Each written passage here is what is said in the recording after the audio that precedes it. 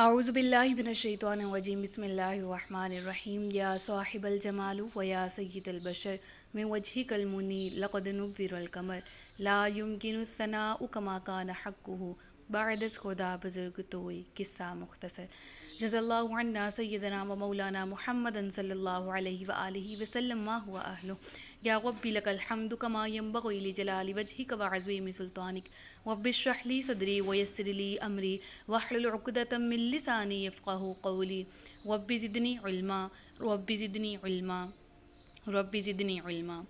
السلام علیکم ورحمۃ اللہ وبرکاتہ۔ میں حافظہ افرا جاوید اسلام آپ سب لوگوں سے مخاطب ہوں اپنے یوٹیوب چینل انفینٹ اسلام میں۔ آپ سب لوگوں کو خوش آمدید کہتی ہوں۔ امید کرتی ہوں آپ سب لوگ خیریت سے ہوں گے، زندگی پرسکون، پر اطمینان اور ایمان بالخیر گزر رہی ہوگی۔ سورۃ المائدہ اردو ترجمہ اور تفسیر، اس کی آیت نمبر 56 تک ہم گزشتہ اسباق میں پڑھ چکے۔ آج کے سبق میں ہم سورۃ المائدہ کی آیت نمبر 57 سے باقاعدہ آغاز کر رہے ہیں، جس میں اللہ رب العزت ارشاد فرما رہا ہے: اے ایمان والو، جنہوں نے تمہارے دین کو ہنسی کھیل بنا لیا ہے، وہ جو تم سے پہلے کتاب دیے گئے، اور کافر، ان میں کسی کو اپنا دوست نہ بناؤ، اور اللہ سے ڈرتے رہو اگر ایمان رکھتے ہو۔ دیکھیں، گزشتہ رکوع میں ہم نے اسی چیز کے بارے پہ تفسیر پڑھی، سیکھی، سمجھی کہ اللہ تبارک و تعالیٰ نے غیر مذہب اسلام کے علاوہ دوسرے مذہب سے تعلق رکھنے والے لوگوں سے قلبی میلان، بول چال اور محبت، اور ان سے زیادہ ملنسار طریقے سے ملنا اور ان کی محفلوں میں بیٹھنا، ان سے کیوں منع کیا گیا؟ اب اس کی وجوہات اس رکوع کی ابتدائی آیات میں آ رہی ہیں۔ پہلی وجہ کیا ہے کہ ان لوگوں نے جنہوں نے تمہارے دین کو ہنسی کھیل بنا لیا ہے۔ اس سے کیا مراد ہے؟ یعنی اس سے مراد دو لوگ ہیں اس دور میں، اگر شان نزول کی بات کی جائے تو دو لوگ تھے، رفاعہ بن زید اور سوید بن حارث۔ ٹھیک ہے، یہ لوگ کیا تھے کہ اظہار اسلام کے بعد ظاہری طور پر کلمہ انہوں نے پڑھا ظاہری طور پر، اور اظہار اسلام کے بعد منافق ہو گئے، اسلام منافق بن گئے۔ تو بعض مسلمان ان سے محبت تو رکھتے تھے، لہٰذا انہیں اس چیز کا دکھ بھی ہوا، لیکن اللہ تبارک و تعالیٰ نے یہ آیت نازل فرمائی اور بتایا کہ زبان سے محض اسلام کا اظہار کرنا اور دل میں کفر چھپائے رکھنا، اٹ مینس اس کا کیا مطلب ہے؟ دین کو ہنسی اور کھیل بنا لیا۔ دین کوئی کھیل تھوڑی ہے، اور اللہ تبارک و تعالیٰ کو گواہ بنا کے دل سے تصدیق کرنا اور زبان سے اقرار کرنا ایمان کہلاتا ہے۔ تو اللہ سے تو نعوذ باللہ کوئی مذاق کر ہی نہیں سکتا، اللہ سے تو کوئی بات کوئی چھپا ہی نہیں سکتا۔ تو یہ جو دل میں بغض رکھنا اور زبانی طور پر زبانی کلامی کہنا کہ ہاں ہم مسلمان ہیں، یہ دین سے کیسا مذاق ہے؟ اللہ نے فرمایا ایسے لوگ جو تمہارے دین کے ساتھ مذاق کریں، جو تمہارے دین کا مذاق اڑائیں، خواہ وہ تم سے پہلے جن جو اہل کتاب تھے ان میں سے وہ ہوں، یا اس دور میں، اب دیکھیں یہاں پر صاف الفاظ میں، اور کافروں کو اپنا دوست نہ بناؤ۔ اب کافروں کا ذکر بھی آ گیا، اس سے مراد ہر کافر ہے، وہ آگ کا پجاری ہو، ٹھیک ہے، وہ بتوں کا پجاری ہو، ٹھیک ہے، وہ سورج چاند ستاروں کا پجاری ہو، وہ کسی بھی طرح غیر اللہ کو اپنا معبود سمجھتا ہو، اللہ کے علاوہ کوئی دوسرا خدا بھی مانتا ہو، خواہ وہ اللہ کو بھی ساتھ میں مانے لیکن وہ اللہ کا شریک ٹھہرا رہا ہے، وہ دائرہ اسلام سے خارج ہے۔ تو کیا کہا گیا؟ انہیں اور کافروں کو اپنا دوست نہ بناؤ، اگر ایمان رکھتے ہو تو اللہ سے ڈرتے رہو، یعنی اللہ سے خوف کرو کہ اللہ کی جو دین کے احکامات ہیں، قرآن ہے، گزشتہ کتابیں ہیں، شاعر دین ہیں، تمام چیزیں جو اللہ تبارک و تعالیٰ کی طرف سے نازل کردہ ہیں، اللہ کی مخلوق ہے، ان میں سے کسی کا مذاق اڑانا کس قدر اللہ کو ناپسند ہے۔ اللہ فرماتا ہے جو لوگ ایسا کرتے ہیں تم لوگ ان لوگوں سے محبت بھی نہ رکھو، ان لوگوں سے دوستی بھی نہ کرو۔ اور اگلی آیت کی تفسیر سمجھاتے ہوئے میں ذرا آج کے مسلمانوں کی حالت زار پہ بھی ذرا تھوڑی سی بحث کروں گی کہ آج کا مسلمان کیا ہے، ہم لوگ کیا ہیں۔ ہم تو وہ مومن ہیں نا مسلمان، جس کو اللہ نے منع کیا کہ جو لوگ اسلام کا مذاق اڑانے والے ہیں تم لوگ ان میں اٹھو بیٹھو بھی مت۔ لیکن آج بدقسمتی سے آج کا مسلمان خود کو مسلمان بھی کہتا ہے، خود کو ایمان والا بھی کہتا ہے، اور بذات خود شاعر اسلام کا مذاق اڑاتا ہے۔ اس کی میں تفصیل اگلی آیت میں بیان کروں گی۔ اگلی آیت پڑھتے ہیں ذرا، آیت نمبر 58 ہے۔ وَإِذَا نَادَيْتُمْ، اور جب تمہیں بلایا جائے، إِلَى الصَّلَاةِ، نماز کی طرف، إِلَى الصَّلَاةِ اتَّخَذُوهَا هُزُوًا وَلَعِبًا ذَلِكَ بِأَنَّهُمْ قَوْمٌ لَا يَعْقِلُونَ۔ کیا فرمایا گیا اس آیت میں؟ اور جب تم نماز کے لیے اذان دیتے ہو تو یہ اس کو ہنسی اور کھیل بنا لیتے ہیں، یہ اس لیے ہے کہ وہ بالکل بے عقل لوگ ہیں۔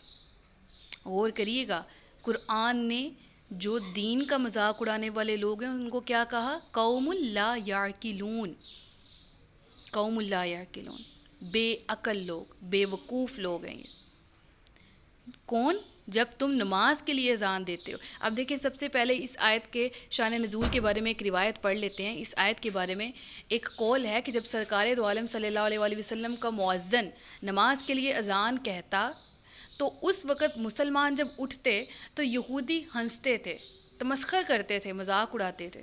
اس پر یہ آیت کریمہ نازل ہوئی۔ اور ایک اور تفسیر کے مطابق یہ بھی روایت ملتی ہے کہ مدینہ طیبہ میں جب مؤذن اذان میں اشہد ان لا الہ الا اللہ کہتا تو اس وقت جب وہ کہتا کہ اشہد ان لا الہ الا اللہ اور اشہد ان محمد الرسول اللہ، تو جب وہ مؤذن یہ الفاظ اپنی زبان سے ادا کرتا تو ایک نصرانی تھا، وہ یہ آگے سے کہا کرتا کہ جل جائے جھوٹا، نعوذ باللہ۔ لیکن پھر ایک رات کیا ہوا؟ وہ کیا کہتا تھا؟ جل جائے جھوٹا، تو جھوٹ تو وہ بول رہا تھا۔ تو ایک رات ایسے ہوا کہ اس کا جو خادم ہے وہ آگ لے کر آیا اس کے گھر میں، اور اس کے گھر میں سب لوگ سو رہے تھے۔ اب اس نے مؤذن کو جھوٹا کہا تھا، اس نے اپنی طرف سے مؤذن کو جھوٹا کہا کہ یہ نعوذ باللہ جل جائے، یہ جھوٹ بولتا ہے۔ حالانکہ جھوٹ تو اس کا تھا کہ وہ اللہ کے سوا کسی اور کو بھی خدا کا درجہ دیتا تھا، اور وہ محمد رسول اللہ کو آخری نبی نہیں مانتا تھا، نبی ہی نہیں مانتا تھا۔ تو اس نے الفاظ کیا ادا کیے؟ جل جائے جھوٹا۔ تو اس کا خادم جو ہے وہ آگ لے کر آیا، گھر میں سب سو رہے تھے، تو آگ سے ایک شعلہ، ایک شرارہ سا اٹھا، اور وہ نصرانی اور اس کے گھر کے تمام لوگ جو ہیں اس سے جل گئے، وہ آگ بھڑک اٹھی اور تمام گھر جل گئے۔ اللہ اکبر۔ تو اب اس آیت سے ہمیں کیا چیزیں سیکھنے کو ملتی؟ ایک یہ کہ پنجگانہ نماز کے لیے اذان تو ہونی چاہیے، جس کا ثبوت بھی اس آیت میں ہے کہ جب اذان دی جاتی ہے تمہیں نماز کے لیے بلایا جاتا ہے۔ دوسرا یہ کہ دیکھیں، دین کی کسی چیز کا مذاق اڑانا کفر ہے، جیسا کہ اللہ تعالیٰ نے اذان کا مذاق اڑانے والوں کو کیا کہا؟ کافر۔ پچھلی آیت میں بھی ہم نے پڑھا کہ وہ لوگ جو تمہارے دین کا مذاق اڑاتے ہیں اور کافر، ان کو دوست نہ بناؤ، ٹھیک ہے؟ ایسے ہی جو مسجد کے عالم ہیں، مسجد کے علماء حضرات ہیں، خانہ کعبہ، نماز، روزہ، جنت، دوزخ، حوریں وغیرہ، ان میں سے کسی بھی چیز کا مذاق اڑانا کفر ہے۔ اور قرآن کریم میں ان لوگوں کو جنہوں نے اسلام کی شعائر کا، ٹھیک ہے، جنہوں نے دین کی، اسلام کے متعلق جو اسلام سے ریلیونٹ باتیں ہیں، جو دین کی ضروریات دین میں سے، ان میں سے کسی کا بھی مذاق اڑایا دین اسلام کا، ان کو احمق اور بے عقل کہا، انہیں جاہلانہ حرکات کہا۔ یہ جاہل لوگ ہیں جو ایسا کرتے ہیں۔ لیکن آج کے دور میں اگر ہم روشنی ڈال لیں آج کے دور کی، تو ذرا بات کر لیتے ہیں آج کے مسلمان کی۔ ہم لوگوں نے اپنے لطیفوں میں، ہم لوگوں نے اپنی عام زبان میں جنت، دوزخ، حوریں، ٹھیک ہے، کسی کی زندگی، موت، فرشتے، اس سے متعلق خیر سے ہم لوگوں نے لطائف نکال لی ہیں اور ایک دوسرے کا مذاق اڑاتے ہیں۔ میں نے ایسے دیکھے ہیں، اور میں نے ایسے لوگوں کو لطیفہ سناتے دیکھا بھی ہے، اور باقی کے مسلمانوں کو اس لطیفے پہ ہنستے بھی دیکھا ہے، جو کسی جوک کے اندر، جو کسی لطیفے کے اندر کسی فرشتے کا مذاق اڑا رہے ہیں۔ اب میں اگر ایسا کوئی بھی بات، ایسا کوئی بھی جملہ بولوں گی تو وہ آپ کی سماعتوں سے ٹکرائے گا، تو وہ میرے زبان سے بے ادبی ہو جائے گی، لہٰذا میں وہ ایسا کوئی بھی مثال نہیں دوں گی کہ جس میں بے ادبی کا پہلو نکلتا ہو۔ لیکن آپ خود سمجھدار ہیں کہ مرد حضرات حوروں کا مذاق اڑا رہے ہوتے ہیں اپنے لطیفوں میں، دوزخ کا مذاق اڑا رہے ہوتے ہیں، ملک الموت کا مذاق اڑایا جا رہا ہوتا ہے، ٹھیک ہے۔ اسی طرح سے قرآنی آیات، احادیث نبوی، دینی کتابیں، یعنی جو دینی نشانی ہے، جیسے کہ امامہ شریف ہے، داڑھی ہے، مسجد، مدرسہ، دیندار آدمی ہے، دینی لباس ہے، دینی جملے ہیں جو آدمی اپنے منہ سے ادا کرتا ہے، اسپیشلی جب سلام کیا جاتا ہے السلام علیکم ورحمۃ اللہ وبرکاتہ، تو ہم عام طور پہ ایک دوسرے کو ہیلو ہائی کر کے مخاطب کرتے ہیں، ٹھیک ہے، میسیج وغیرہ پہ ہیں۔ ویسے فزیکلی تو خیر سے سلام لینے کا ابھی بھی الحمدللہ تھوڑا بہت رواج ہے، اللہ تعالیٰ اس کو مزید دائمی رکھے اور زندگی دے دوبارہ سے۔ لیکن ہم ویسے منہ پہ کسی کو کہہ دیں نا السلام علیکم، لیکن کوئی ایسا شخص جو کسی مدرسے سے تعلق رکھتا ہو، کسی مسجد سے، تو ہم اس کو پورا سلام کرتے ہیں، اور ایک باقاعدہ ایک الگ سی ٹون میں سلام کرتے ہیں، جس سے ساری اہل مجلس جو ہیں وہ ہنسنے لگ پڑتے ہیں۔ سمجھ آ رہی ہے نا میری بات کی؟ تو اس چیز ہم نے یہ ولاگز میں بھی دیکھا ہے، جو آج کل یوٹیوبرز کر رہے ہیں، ٹھیک ہے، جو پرینکس کر رہے ہوتے ہیں، جو ولاگس کر رہے ہوتے ہیں، جو ویڈیوز بنا رہے ہوتے ہیں، اس میں بھی جب وہ کسی عالم کا روپ دھارتے ہیں تو اپنی ٹون کو ویسا کر لیتے ہیں، اپنے الفاظ کی ادائیگی، اپنے لباس کو ویسا کر لیتے ہیں. تو دیکھا جائے کہ آپ اپنے ہی دین کا مذاق اڑا رہے ہو. قرآن نے کیا کہا؟ اغیار جو تمہارے دین کا مذاق اڑائیں ان کو دوست نہ بناؤ، ان سے دور رہو. اور آج کا مسلمان خود اپنے دین کا مذاق اڑانے والا ہے. تو لہٰذا اس آیت کی روشنی میں آج کے مسلمان جو خود کو مسلمان کہلاتے ہیں لیکن مذاق بھی اڑاتے ہیں اسلام کا، ان کو اس چیز سے عبرت حاصل کرنی چاہیے، سیکھنا چاہیے. اور میرے اور آپ جیسے جو لوگ ہیں، ہم اکثر ایسی محفلوں میں اگر بیٹھے ہوں جہاں پر اس طرح کا کوئی لطیفہ یا اس طرح کی کوئی بات کہی جائے جس سے ہمیں معلوم ہو کہ یہ ہمارے دین کے بارے میں بہتر نہیں ہے، تو ان لوگوں کی بھی اصلاح کی جائے اور خود بھی اس چیز سے بچا جائے. پھر فرمایا گیا تم فرماؤ اے اہل کتاب تمہیں ہماری طرف سے یہی برا لگا ہے کہ ہم اللہ پر اور جو ہماری طرف نازل کیا گیا اس پر اور جو پہلے نازل کیا گیا اس پر ایمان لائے ہیں، اور بے شک تمہارے اکثر لوگ فاسق ہیں. یعنی اہل کتاب وہ لوگ جو کہ ہم سے پہلے جن کو کتابیں ملی، ان لوگوں کو ہم سے کس چیز کے بارے میں بس پریشانی تھی؟ یہی کہ آخری نبی آ گئے، آخری کتاب آ گئی، آخری شریعت آ گئی. تو مسلمان آخری شریعت پر بھی ایمان لاتا ہے، آخری نبی پر بھی، اور اس سے پہلے جتنی کتابیں نازل ہوئی ان تمام انبیاء، تمام آسمانی کتابوں، آسمانی صحیفوں پر ایمان لاتے ہیں. اور تمہارے میں سے اکثر لوگ فاسق ہیں، یعنی اکثر لوگ نافرمان ہیں. اہل کتاب جنہوں نے پہلے تو اقرار کیا لیکن جب آخری نبی اور آخری شریعت قرآن کریم اتر آیا، نازل ہو گیا، تو تم نے انکار کیا. تو بہت سے لوگ ہیں تم میں سے جو نافرمان ہیں، بہت کم ہیں جو کہ حق کے ساتھ جو قرآن کریم جب نازل ہوا اس پر ایمان لائے اور خود کو مسلمان بھی کہلوایا اور مومن بن کے اسلام کی خدمت بھی کی. پھر اس آیت میں کیا فرمایا گیا؟ آیت نمبر 60 کو ذرا غور سے پڑھیے گا کہ اے محبوب تم فرماؤ کیا میں تمہیں وہ لوگ بتاؤں جو اللہ کے ہاں اس سے برتر درجے میں ہیں، اس سے برتر، اس سے بدتر. مطلب کہ جو یہودی ہیں انہوں نے مسلمانوں سے کہا تھا کہ ہمیں تمہارے دین سے بدتر کوئی دین ہم نہیں جانتے، ہم نے تمہارے دین سے بدتر کوئی اور دین نہیں دیکھا. اس پر فرمایا گیا کہ مسلمانوں کو تو تم اپنے بغض اور کینہ اور دشمنی کی وجہ سے برا کہتے ہی ہو، ان کے دین کو تو بدتر کہتے ہی ہو، لیکن اے نبی انہیں بتا دیا جائے کہ اس سے بھی جو سب سے بدتر حقیقت ہے، جو حقیقت ہے وہ تمہیں بتاؤں کہ سب سے بدترین درجہ کس کا ہے؟ وہ تم لوگ ہو. ذرا اپنے حالات کی طرف تو دیکھ لو، خود فیصلہ کر لو کہ تم اللہ کے محبوب ہو یا اللہ کی طرف سے مردود کر دیے گئے ہو.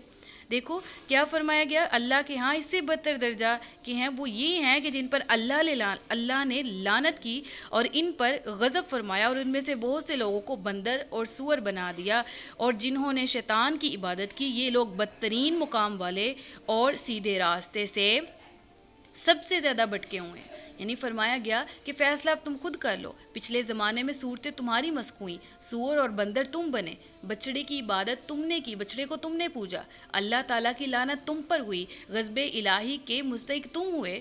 تو حقیقی بد نصیب اور بدتر تو تم ہو، اور تم ہی بدترین مقام یعنی جہنم میں جاؤ گے. اور تم مسلمانوں کو کہتے ہو کہ یہ بدترین نعوذ باللہ بدتر مذہب ہے یا بدتر دین ہے، ہم اس سے بدتر نہیں دیکھتے. ذرا اپنے حال ازار پر بھی تو غور کرو، ذرا اپنے حال کو بھی دیکھو کہ تم پر کتنے عذابات آئے، ہر دور میں تم نے نافرمانی کی، اور اب تم خود فیصلہ کرو کہ اس کے باوجود تم کہو کہ ہم اللہ کے محبوب ہیں، ہم اللہ کے پسندیدہ ہیں اور ہم اللہ کے نیک لوگ ہیں.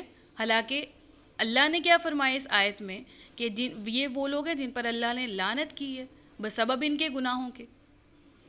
اگلی آیت ہے آیت نمبر 61، اور جب تمہارے پاس آتے ہیں تو کہتے ہیں کہ ہم مسلمان ہیں، حالانکہ وہ آتے وقت بھی کافر تھے اور جاتے وقت بھی کافر ہی تھے، اور اللہ خوب جانتا ہے جو وہ چھپا رہے ہیں.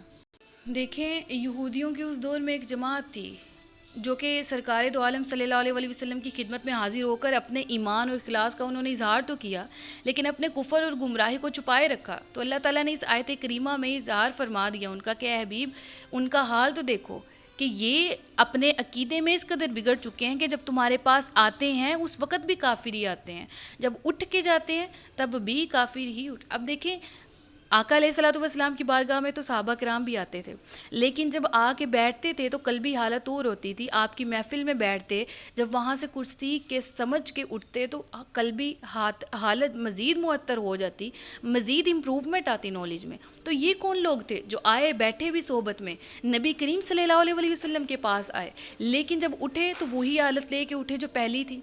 کیوں؟ کیونکہ بد اعتقادی کی وجہ سے، منافقت کی وجہ سے. کیونکہ وہ منافقت اور بد اعتقادی کی وجہ سے جیسے آتے تھے ویسے ہی اٹھ کے چلے جاتے تھے، ان کی دلی حالت میں کوئی فرق نہیں پڑتا تھا. تو صحابہ کرام تو محبت اور عقیدت سے آتے تھے نا، تو فیض کے دریا سمیٹ کر چلے جاتے تھے. لیکن یہ لوگ بد اعتقادی کی وجہ سے آتے تھے.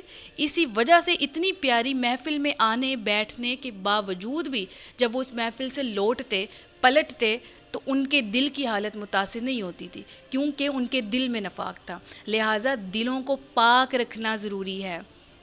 مسلمان اس آیت سے کیا سیکھیں گے؟ دیکھیں گے آیت کہ وہ آتے وقت بھی کافر تھے، جاتے وقت بھی کافر ہی اٹھے، کیونکہ وہ منافق تھے، وہ بد اعتقادی لے کر آئے تھے اپنے دل میں. تو ہم قرآن سے جب اب ایک مثال لے لیتے ہیں چھوٹی سی. میرا لیکچر، میں اس ان آیات کو آپ کے سامنے ایکسپلین کیا، اور جو بہت ہی میرے فالوورز میں سے بہت سے ماشاءاللہ ایسے بچے ہیں جو ڈیلی لیکچر لیتے ہیں اور سناتے بھی ہیں مجھے. کوئی سوال نہیں، جو بات نہ سمجھ نہیں آئی مجھ سے سوال کرتے ہیں، کوئی بات پوچھنی ہے پوچھتے ہیں. ٹھیک ہے، تو ہم سب لوگ، میں مثال دے رہی ہوں، مجھے سننے والے جتنے بھی ہیں، میں اپنی بھی مثال دیتی ہوں، میں جس کو سنتی ہوں، میں جن کو پڑھتی ہوں، جو ان سی تفاسیر پڑھتی ہوں. دیکھیں قرآن کی آیتیں اگر ہم سیکھتے ہیں نا، اور سیکھنے کے بعد بھی جب ہماری قلبی حالت وہی ہے جو ہماری قرآن پڑھنے سے پہلے تھی، تو ذرا غور کریں کہ ہمارے دل میں بھی کہیں نہ کہیں نفاق تو نہیں پل رہا. ہم بھی کہیں نہ کہیں سے دل خراب لیے تو نہیں بیٹھے جو ہمارے دل پر قرآن کی آیتیں اثر نہیں کر رہی.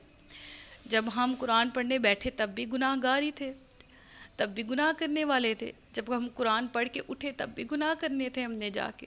تو پھر ہم کیسا قرآن پڑھ رہے ہیں؟ ہم کیسا سیکھ رہے ہیں؟ ہمیں اپنے حالات پر بھی غور کرنا ہے. ہم نے اپنے آپ کو بھی پڑھنا ہے، سمجھنا ہے اندر سے کہ ہماری ایمانی حالت کیا ہے. قرآن کی ہر آیت میں اپنے آپ کے لیے لیسن ڈھونڈا کریں، اپنے آپ کو سب سے فرسٹ پہ رکھا کریں کہ یہاں پر میں ہوں تو میں اپنا رول کیا پلے کر رہا ہوں یا کر رہی ہوں.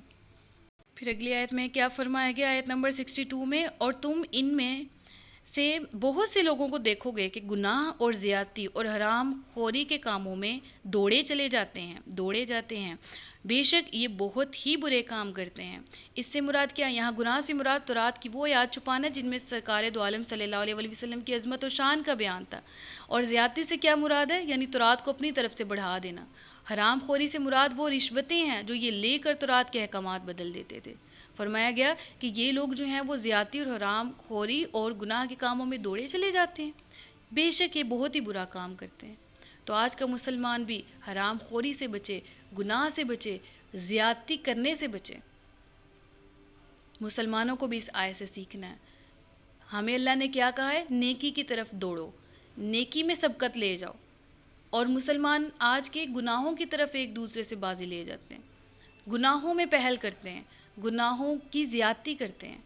اللہ تعالیٰ ہم سب کو اس آیت میں جن لوگوں کا بیان ہے ان سے بچائے، ایسے لوگوں کی صحبت سے بچائے، ایسے لوگوں جیسا ہونے سے بچائے.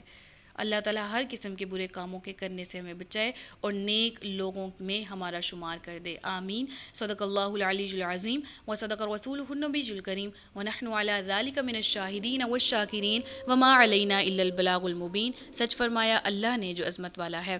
اللہ سے دعا ہے کہ میرے پڑھانے میں کوئی بھی غلطی یا کوتاہی ہو گئی ہو تو مجھے معاف فرمائے، ہم سب کو علم نافع اور عمل خیر کی توفیق عطا فرمائے. اپنا بہت سا خیال رکھیے گا، مجھے دعاؤں میں یاد رکھیے گا.